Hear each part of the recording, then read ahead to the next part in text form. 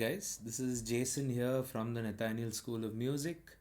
I teach piano here, and in this Christmas tutorial, we have the song The First Noel, and there are three techniques which I'm using to play this piece.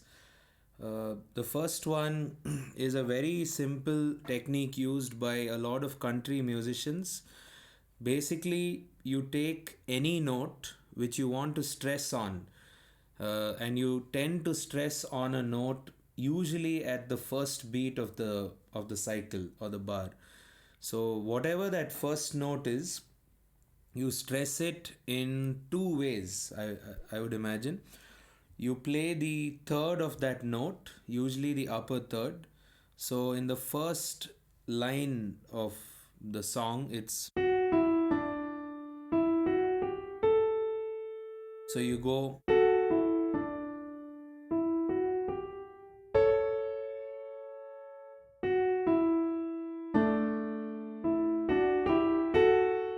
You basically try and stress on the first beat of the bar, and while you stress on it, you glide to the note via the previous note. So instead of doing, you do. So F sharp is the note. It's on D major, as you know. The upper third of F sharp is A, and I'm gliding to F sharp via the E.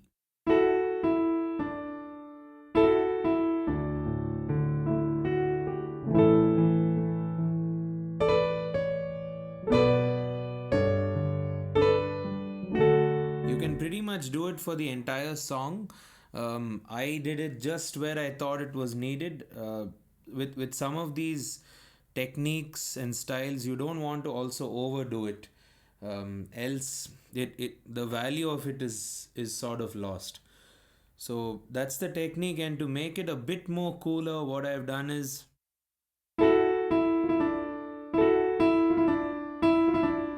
instead of doing,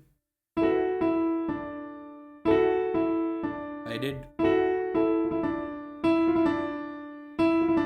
So this is what they call an appoggiatura in classical music, which a lot of violin players and trumpet players do. So I've just tried to implement that on the piano. You take a passage going down from E to D, and via this movement, you're just playing a note one after and one before.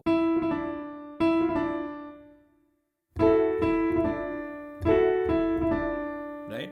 And the cool thing about an appoggiatura is the notes you glide from need not be notes of that respective scale. So in the case of D major, F is not even a note of that scale, but it works quite well for this for whatever I'm playing. So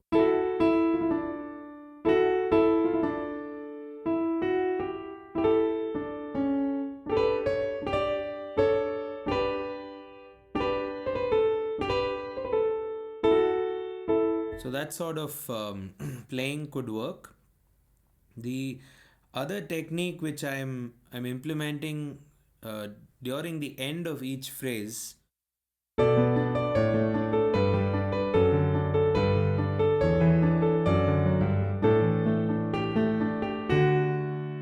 so that's something used in folk music a lot.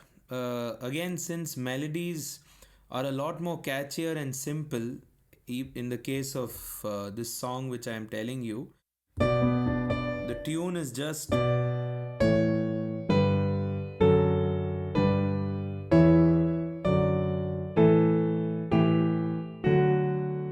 what I am doing to make it more interesting is to get into the world of 16th notes, where you're dividing each of that into 4 subdivisions: 1E and a 2E and a 3E and a 4E and you get the idea. So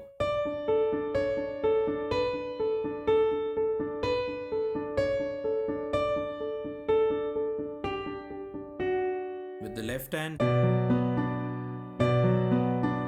so I'm using both the hands to generate the 16th notes.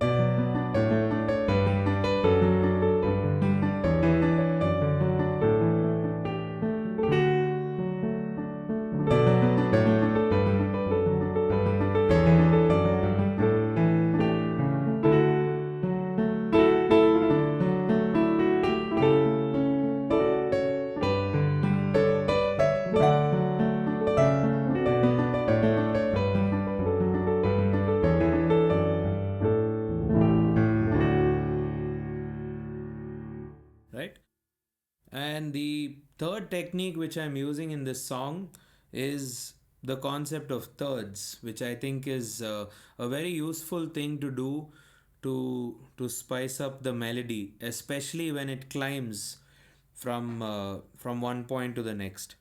So if I play you the whole thing, you can see where I'm adding thirds.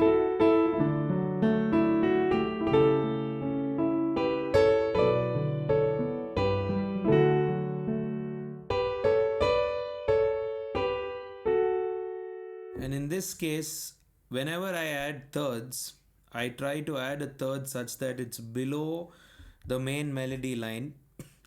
The reason being, if it's above the melody line, that tends to become the next melody. So I try to push the thirds below the melody.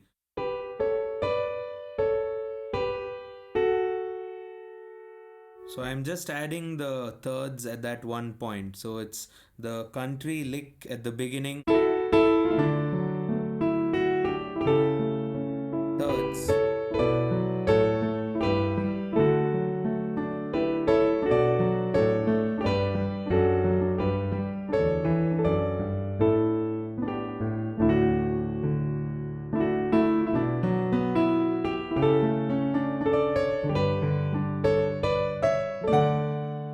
So I added there as well at the end of the tune.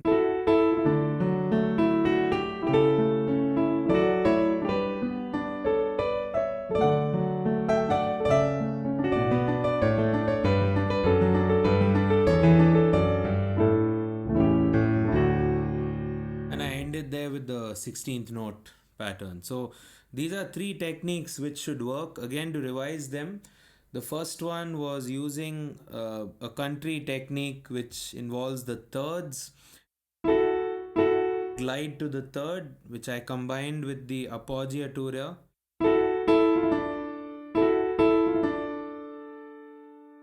And the next technique which I talked about was what's used in folk music, where you fill up the blanks with 16th notes. And all those blanks which you fill up are nothing but chord tones. So if it's a B minor chord, you fill up those notes which are notes of the B minor chord. And then the other technique which I used for climbing was using the lower thirds.